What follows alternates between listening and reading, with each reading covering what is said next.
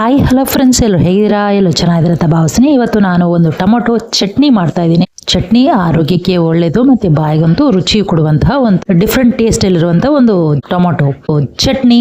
ಈ ಚಟ್ನಿ ಮಾಡಲಿಕ್ಕೆ ನಾನು ಟೊಮೊಟೊ ಅರ್ಧ ಕೆಜಿ ತಗೊಂಡಿದ್ದೀನಿ, ಈರುಳ್ಳಿ ಅರ್ಧ ಕೆಜಿ ತಗೊಂಡಿದ್ದೀನಿ, ಖಾರಕ್ಕೆ ಹಸಿಮೆಣಸಿನ್ಕಾಯಿ 6 ತಗೊಂಡಿದ್ದೀನಿ, ಒಣಮೆಣಸಿನ್ಕಾಯಿ ಒಂದು 6 ತಗೊಂಡಿದ್ದೀನಿ, ಮತ್ತು ಇದಕ್ಕೆ ಜೀರಿಗೆ ಸ್ವಲ್ಪ ತಗೊಂಡಿದ್ದೀನಿ. ಈಗ ಇದನ್ನು ಒಂದು ಬಾಣಲೆಯಲ್ಲಿ ಹಾಕ್ಕೊಂಡು ಫ್ರೈ ಮಾಡ್ಕೋಬೇಕು.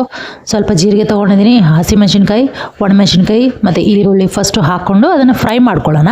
ಫ್ರೈ ಮಾಡಿಕೊಂಡು ಹಾಗೆ ಟೊಮೊಟೊನೂ ಸೇರಿಸ್ಕೊಳ್ಳೋಣ. ಫಸ್ಟು ಜೀರಿಗೆ ಹಾಕ್ಕೊಂಡು ಫ್ರೈ ಮಾಡ್ಕೊಂಡಿದ್ವಿ, ಹಾಗೆ ಟೊಮೊಟೊನೂ ಸಣ್ಣಗೆ ಕಟ್ ಮಾಡಿಕೊಂಡು ಹಾಕ್ಕೋಬೇಕು. ಈ ಟೊಮೊಟೊ ಹಾಕಿದ್ಮೇಲೆ ಸ್ವಲ್ಪ ಉಪ್ಪನ್ನು ಸೇರಿಸ್ಕೋಬೇಕು. ಉಪ್ಪನ್ನು ಸೇರಿಸ್ಕೊಂಡಾಗ ಟೊಮೊಟೊ ಬೇಗ ಬೆಂದೋಗುತ್ತೆ. ಸೊ ಅದರಿಂದ ಉಪ್ಪು ಸೇರಿಸ್ಕೋಬೇಕು. ಸ್ವಲ್ಪ ಹೀಗೆ ಕಲಿಸ್ತಾ ಹೋಗಬೇಕು. ಕಲಸಿ ಸ್ವಲ್ಪ ಹೊತ್ತು ಬಿಡಬೇಕು. ಟೊಮೊಟೊ ಚೆನ್ನಾಗಿ ಬೇಯಬೇಕು. ಸೊ ಟೊಮೊಟೊ ಬೆಂದ ಆದಮೇಲೆ ಇಳಿಸ್ಕೊಳ್ಳೋದು. ಸೊ ಇದು ಟೊಮೊಟೊ ಇನ್ನೂ ಬೇಯಬೇಕು, ಸ್ವಲ್ಪ ಹಾಗೆ ಬೇಯಲಿ. ಹಾಗೆ ಇಟ್ಟು ಉಪ್ಪನ್ನು ಸೇರಿಸ್ಕೊಳ್ತಾ ಇದ್ದೀನಿ. ಒಂದು ಅರ್ಧ ಟೀ ಸ್ಪೂನಷ್ಟು ಉಪ್ಪನ್ನು ಸೇರಿಸ್ಕೊಂಡು ಕಲಸಿ ಬೇಯಲಿಕ್ಕೆ ಬಿಡೋಣ. ಈರುಳ್ಳಿ ಚೆನ್ನಾಗಿ ಬೆಂದಿದೆ, ಹಸಿಮೆಣಸಿನ್ಕಾಯಿ, ಒಣಮೆಣಸಿನ್ಕಾಯಿ, ಜೀರಿಗೆ ಫ್ರೈ ಆಗಿದೆ. ಟೊಮೊಟೊ ಮಾತ್ರ ಬೆಂದಿಲ್ಲ ಇನ್ನು. ಸೊ ಅದು ಬೇಯಲಿಕ್ಕೆ ಸ್ವಲ್ಪ ಹಾಗೂ ಹೀಗೂ ಮಿಕ್ಸ್ ಮಾಡ್ಕೊಳ್ಳೋಣ. ಆಗ್ತಾ ಇದೆ. ಹೀಗೆ ಮಿಕ್ಸ್ ಮಾಡಿ ಇದನ್ನು ನಾವು ಒಂದು ತಟ್ಟೆಯಲ್ಲಿ ಹಾಕ್ಕೊಂಡು ತಣ್ಣಗಾಗಲಿಕ್ಕೆ ಬಿಡೋಣ.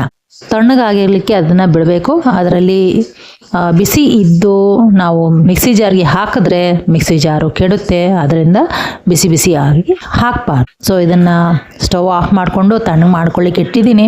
ಇದು ತಣ್ಣಗಾದ್ಮೇಲೆ ಮಿಕ್ಸಿ ಜಾರ್ಗೆ ಹಾಕ್ಕೊಳ್ಳೋಣ.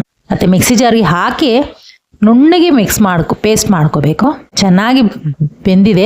ಆ ಟೊಮೊಟೊದಲ್ಲಿ ವೈಟ್ ಆಗಿರುತ್ತಲ್ಲ, ಅದು ಬೆಂದಿಲ್ದಿರೋ ಪಾರ್ಟು. ಸೊ ಅದನ್ನು ಬೇಯಬೇಕು. ಸೊ ಅದು ಬೆಂದಾದ್ಮೇಲೆ ಮಿಕ್ಸ್ ಮಾಡಿಕೊಂಡು ತಣ್ಣಗೆ ಮಾಡಿಕೊಂಡು ನುಣ್ಣಗೆ ಪೇಸ್ಟ್ ಮಾಡ್ಕೋಬೇಕು. ಎಷ್ಟು ನುಣ್ಣಗೆ ಪೇಸ್ಟ್ ಮಾಡ್ಕೊಂಡು ಅಷ್ಟು ಚೆನ್ನಾಗಿರುತ್ತೆ ತಿನ್ನಲಿಕ್ಕೆ. ಒಳ್ಳೆ ರುಚಿಯಾದಂಥ ಒಂದು ಟ್ವಿಸ್ಟ್ ಕೊಡುವಂತಹ ಒಂದು ಟೇಸ್ಟ್ ಇದು. ಟೊಮೊಟೊ ಚಟ್ನಿ ಬಹಳ ರುಚಿಯಾಗಿರುತ್ತೆ. ಇಡ್ಲಿ, ದೋಸೆ, ಅನ್ನಕ್ಕೆ ಬಹಳ ಚೆನ್ನಾಗಿರುತ್ತೆ. ಸೊ ಇದು ತಣ್ಣಗಾದ ನಂತರ ಇದನ್ನು ಜಾರ್ಗೆ ಸೇರಿಸ್ಕೊಂಡು ಅದನ್ನು ಗ್ರೈಂಡ್ ಮಾಡ್ಕೊಳ್ತೀನಿ. ಟೊಮೊಟೊ ಚಟ್ನಿ ಇನ್ನೂ ರೆಡಿಯಾಗಿಲ್ಲ, ಇನ್ನೂ ಮಾಡೋ ಕೆಲಸ ಇದೆ. ಭಾಳ ಚೆನ್ನಾಗಿರುತ್ತೆ. ತಿನ್ಲಿಕ್ಕಂತೂ ಅಷ್ಟೇ ಮಸ್ತಾಗಿರುತ್ತೆ. ಬಾಯಿಗೆ ಕೆಟ್ಟಿದೆ ಅಂತ ಇದ್ದಾಗ ಈ ಥರ ಒಂದು ಬೇಗನೆ ಈಸಿಯಾಗಿ ಒಂದು ಚಟ್ನಿ ಮಾಡಿಕೊಂಡು ತಿನ್ಬೋದು. ಬಹಳ ಚೆನ್ನಾಗಿರುತ್ತೆ. ತಣ್ಣಗೆ ಆರಿದೆ. ಇದನ್ನು ಮಿಕ್ಸಿ ಜಾರ್ಗೆ ಹಾಕ್ಕೊಂಡು ರುಬ್ಕೊಳ್ಳೋಣ. ಒಣಮೆಣ್ಸಿನ್ಕಾಯಿ ಎಲ್ಲ ಸ್ವಲ್ಪ ಟೈಮ್ ತೊಗೊಳುತ್ತೆ ರುಬ್ಕೊಳ್ಳೋಕ್ಕೆ. ಸೊ ಅದು ನುಣ್ಣಗಾಗಲ್ಲ. ಸೊ ತರಿ ಆಗಿರುತ್ತೆ. ಅದು ಫಸ್ಟ್ ಹಾಕ್ಕೊಂಡು ಎಲ್ಲನೂ ಸೇರಿಸ್ಕೊಂಡು ಒಮ್ಮೆ ರುಬ್ಕೊಂಡು ನುಣ್ಣಗೆ ಪೇಸ್ಟ್ ಮಾಡಿಕೊಂಡು, ಈಗ ಪೇಸ್ಟು ಆಗಿದೆ. ಇದನ್ನೆಲ್ಲ ಒಂದು ಪಕ್ಕಕ್ಕೆ ಇಳಿಸ್ಕೋಬೇಕು. ಮತ್ತು ಒಗ್ಗರಣೆ ಮಾಡ್ಕೋಬೇಕು. ಒಗ್ಗರಣೆ ಮಾಡ್ಕೊಳ್ಳೋಕ್ಕೆ ಏನೆಲ್ಲ ಬೇಕಂತ ನೋಡೋಣ ಬನ್ನಿ. ಮತ್ತು ಇದು ಮಿಕ್ಸಿ ಜಾರಲ್ಲಿ ಹಾಕ್ಕೊಂಡು ಗ್ರೈಂಡ್ ಮಾಡಿದಾಗ ಸ್ವಲ್ಪ ಬಿಸಿ ಆಗಿಬಿಡುತ್ತೆ. ಸೊ ಅದನ್ನು ತಣ್ಣಗೆ ಮಾಡಿಕೊಂಡು ನಾನು ಅದೇ ಬಾಣಲಿ ತೊಗೊಂಡಿದ್ದೀನಿ. ಅದಕ್ಕೆ ಒಂದು ಬಿಸಿ ಮಾಡಿಕೊಂಡು 1 ಟೀ ಸ್ಪೂನಷ್ಟು ಎಣ್ಣೆ ಸೇರಿಸ್ಕೊಳ್ಳೋಣ. ಎಣ್ಣೆ ಬಿಸಿ ಆಗ್ತಾ ಇದ್ದಂಗೆ ಪೇಸ್ಟ್ ಮಾಡಿ ಇಟ್ಟಿದ್ದೀವಲ್ಲ ಟೊಮೊಟೊ ಈರುಳ್ಳಿ ಪೇಸ್ಟು, ಅದನ್ನು ಎಣ್ಣೆಯಲ್ಲಿ ಸೇರಿಸ್ಕೊಂಡು ಸ್ವಲ್ಪ ಚೆನ್ನಾಗಿ ಕುದಿಲಿಕ್ಕೆ ಬಿಡಬೇಕು.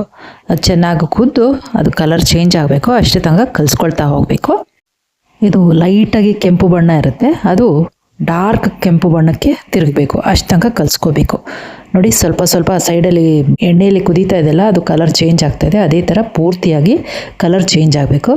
ಆಗ ಟೊಮೊಟೊ ಪೇಸ್ಟು ರೆಡಿ ಇದೆ ಚಟ್ನಿಗೆ ಅಂತ ಹೇಳ್ಬಿಟ್ಟು. ಆಗ ಕಲರ್ ಚೇಂಜ್ ಆದಮೇಲೆ ಮತ್ತೆ ಒಗ್ಗರಣೆಗೆ ರೆಡಿ ಮಾಡ್ಕೋ. ಇದಕ್ಕೆ ಬೇಕಾದರೆ ಒಗ್ಗರಣೆನೂ ಮಾಡ್ಕೋಬೋದು, ಹಾಗೂ ತಿಂದರೂ ಚೆನ್ನಾಗಿರುತ್ತೆ. ಸೊ ಈಗ ಒಗ್ಗರಣೆ ಮಾಡ್ಕೊಳ್ತಾ ಇದ್ದೀನಿ. ಒಗ್ಗರಣೆಗೆ ಬೇಕಾಗಿರೋ ಇಂಗ್ರೀಡಿಯೆಂಟ್ಸ್ ಏನೆಲ್ಲ ಇದೆ ಅಂತ ನೋಡ್ಕೊಳ್ಳಿ. ಹಾಗೆ ಸಾಸಿವೆ ಒಂದು ಅರ್ಧ ಟೀ ಸ್ಪೂನಷ್ಟು, ಕರಿಬೇವು ಸ್ವಲ್ಪ, ಒಂಚೂರು ಎಣ್ಣೆ ಎಲ್ಲ ಹಾಕ್ಕೊಂಡು ಒಗ್ಗರಣೆ ಇಟ್ಟು ಈ ಚಟ್ನಿ ಮೇಲೆ ಹಾಕ್ಕೊಂಡು ಕಲಿಸ್ಕೋಬೋದು. ಮತ್ತು ಕೊತ್ತಂಬರಿ ಸೊಪ್ಪು ಹೆಚ್ಕೊಂಡು ಇದ್ರ ಮೇಲೆ ಗಾರ್ನಿಷ್ ಮಾಡಿಕೊಂಡು ಕಲಿಸ್ಕೊಂಡು ತಿನ್ನೋದು ತುಂಬ ರುಚಿಯಾಗಿರುತ್ತೆ. ಈ ಥರ ಒಂದು ಚಟ್ನಿ ಚಪಾತಿಗಂತೂ ತುಂಬ ಟೇಸ್ಟಿಯಾಗಿರುತ್ತೆ. ತಿನ್ನಬೇಕು ಅನಿಸುತ್ತೆ ಮತ್ತೆ. ಒಮ್ಮೆ ಟ್ರೈ ಮಾಡಿ. ಇಷ್ಟ ಆದಲ್ಲಿ ಲೈಕ್ ಮಾಡಿ, ಶೇರ್ ಮಾಡಿ, ಸಬ್ಸ್ಕ್ರೈಬ್ ಮಾಡ್ಕೊಳ್ಳಿ. ಮತ್ತು ಇದೇ ಥರ ನಮ್ಮ ಹೆಚ್ಚು ವಿಡಿಯೋಗಳನ್ನು ನೋಡ್ತಾ ಇರಿ, ನಮಗೆ ಪ್ರೋತ್ಸಾಹ ಕೊಡ್ತಾಯಿರಿ.